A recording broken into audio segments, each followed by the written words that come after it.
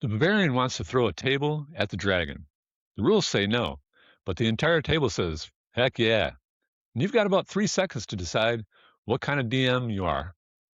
Now, I've been making that call for 45 years, and most DMs get it wrong.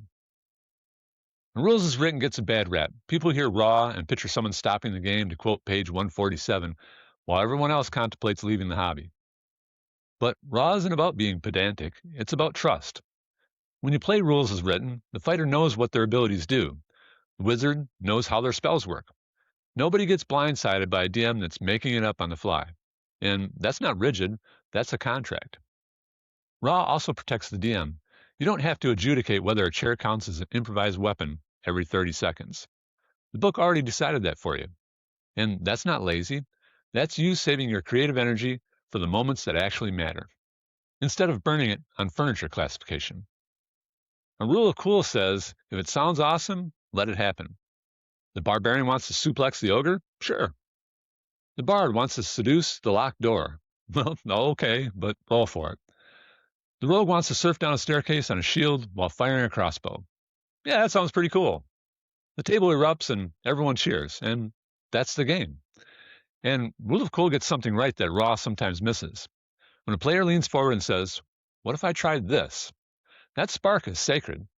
Saying the rules don't allow that is technically correct, but you just killed the best part of your session and protect a rulebook that doesn't care about your feelings. But here's the problem. When Rule of Cool becomes the default, nothing feels special anymore. The barbarian threw a table at the dragon last week, so now they want to throw the dragon at a table. Cool gets inflated. And when everything is cool, then nothing is.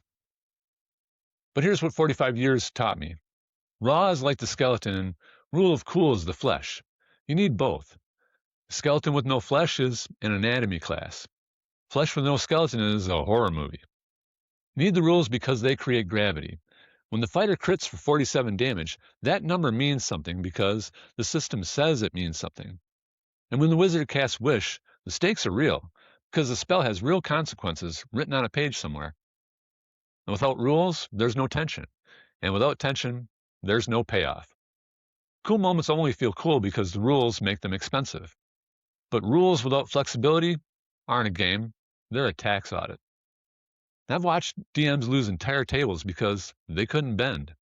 A player does something brilliant and unexpected, and instead of leaning in, the DM says, well, that's not in the book. You know what's also not in the book? The best session your table ever had. And that's why when I designed the Dirt Mage's spells, I just didn't design more damage spells for combat, but also added utility spells and kept flexibility in mind. So how do you know when to bend? Listen to the table. When a player pitches something wild, look at their faces. If everyone leans in, that's your answer. If they all roll their eyes, well, that's your answer too. The table tells you when cool is earned and when cool is cheap. Your job? Pay attention. A rule cool isn't a blank check. It's a reward for creativity. And raw isn't a prison. It's the reason the reward means something. So where do you draw the line? Strict raw? Full rule of cool? Or somewhere in the chaos in between?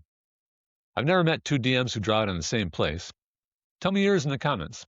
I'm truly interested. Well, the rules may bend, but the tavern's open.